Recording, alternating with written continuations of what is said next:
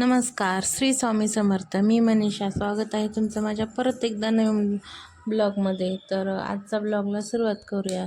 तर आज माझी देवपूजा वगैरे करणं चालू होतं. तर खूप वेळचा देवपूजा वगैरे आवरून घेत होते मी, कारण की आज सर्व डीप क्लिनिंग केली होती. तर तो काही व्हिडिओ काढला नाही, कारण की प्रणवसाठी मोबाईल द्यावा लागतो त्यावेळेस ते थोडा काही काम करू देतो. तसं तर मी जास्ती मोबाईल देत नाही त्याला, पण कधी कधी आता खूप हट्ट करतो आणि मग काम करू देत नाही, त्यावेळेस मग थोडा वेळ द्यावं लागतं. नाहीतर मग सगळी देव जिकडे तिकडे जाऊन म्हणजे कुठं देव ते सर्व देव शोधून आणावे लागतात, हे असं काहीतरी करतो. मग त्यापेक्षा मला एक थोडा वेळ त्याला 15 मिनिट मोबाईल दिलं तर माझं सर्व काम आरामात होऊन जातं. त्यामुळे सर्व काही मला दाखवता आलं नाही. तर शेवटी मी देवपूजा करत होते आणि तो मग थोडासा रमला होता खेळण्यामध्ये. तरी त्याचं गुलूगुलू चालूच होतं. त्याचं काही त्याला काही समजतं काय माहिती, तो काय बोलतो त्याला समजतो तेही चालू होतं. आणि आज मला घराची सर्व साफसफाई करायची होती, कारण की खूप सारी धूळ बसली होती. तसं तर मग एक दिवसाआड सर्व क्लिनिंग करत असते मी, सर्व पुसून वगैरे घेत असते. पण मध्ये 2 दिवस गॅप पडला ना, त्यामुळे मग घरामध्ये पूर्णपणे सर्व राडा वगैरे झाला होता. आणि मुलं पण असं कुठली वस्तू घेतली ना तिथल्या तिथं ठेवत नाहीत. त्यामुळे मग थोडं जर 1-2 दिवस इकडे तिकडे आवरायचं झालं ना तर खूप राडा दिसतो. आणि घरामध्ये एकतर पूर्ण खूप जास्त पसारा आहे, त्याच्यामुळे मग खूप जास्त राडा दिसतो. त्यामुळे वेळेत आवरला तर ते पण बरोबर दिसतं, नाही तर मग अजिबात चांगलं दिसत नाही. आणि घर आहे ना एकदा सर्व स्वच्छ पुसून घेतलं ना, मग एकदम असं त्या दिवशी इतकं प्रसन्न वाटतं घरामध्ये ना, खूप छान वाटतं. आता दुसऱ्या दिवशी पण एवढं पूर्णपणे होत नाही. तसं मी जिथं जिथं धूळ दिसते तिथं तिथं दुसऱ्या दिवशी पण कपडा मारून घेत असते. पण कसं होतं की पूर्णपणे जे असं सर्व सामान वगैरे उचलून मग ते सर्व पुसून घेणं हे रोजचं शक्य होत नाही. मग तसं सर्वच एकत्र काढत पण नाही मी. म्हणजे रोज एक साईड काढत असते, कधी इकडं कधी तिकडे, कधी किचनमध्ये कधी हॉलमध्ये, असं सर्व एक म्हणजे दिवसातून मला जसा वेळ भेटेल ना तसं मग मी एक साईड काढून घेत असते. तर इकडे ना खूप अशी धूळ दिसते आणि इकडली साईडची खिडकी आहे ना ती झोक्यामुळे बंदच होत नाही. ते साईचा इथे झोका बांधलेला आहे ना, त्यामुळे मग ते बंद होत नाही आणि तिकडून पूर्णपणे धूळ येते आणि काउंटरवरती पूर्णपणे दिसून येते. आणि टीव्हीवरती ते काचावरती मग ते धूळ दिसल्यानंतर मग आपल्याला पण नाही चांगलं वाटत. आणि कोणीतरी आल्याच्या नंतर मग ते धूळ वगैरे दिसल्याच्या नंतर मग चांगलं नाही वाटत ना. त्यामुळे मग नेहमी सारखं हे करावं लागतं. आणि साईची अशी लुडबुड असते, इतकी लाडीगडी लावतो ना तो, कामाला सुरुवात झाली ना त्याचं मग ते हट्टेपणा करायला सुरुवात करतो.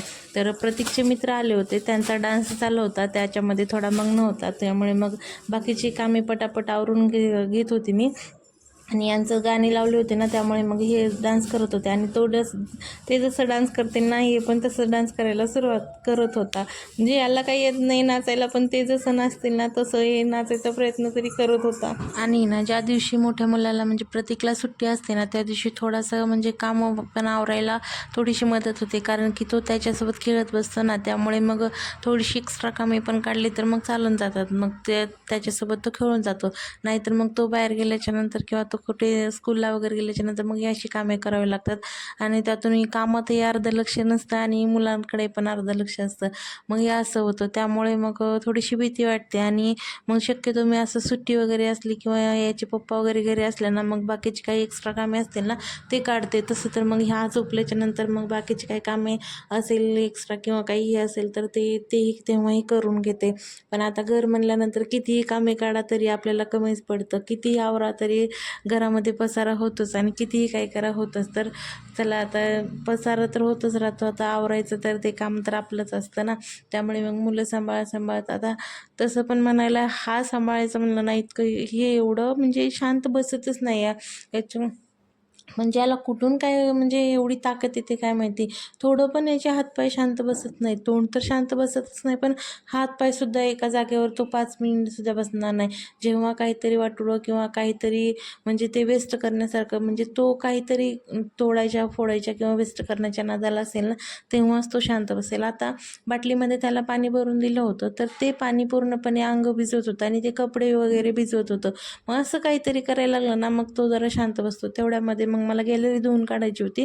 पाणी वगैरे 1 दिवसाआड येतं ना, मग त्यामुळे मग असं धुवून घ्यावं लागतं. म्हणजे जे खाली पाणी येतं ना ते आजची कामं आवरून घेतलं, जर खाली टाकी वगैरे भरून ठेवली ना तर ते उद्याच्या दिवस आणि परवा पाणी येईपर्यंत तेच म्हणजे हे होऊन जातं.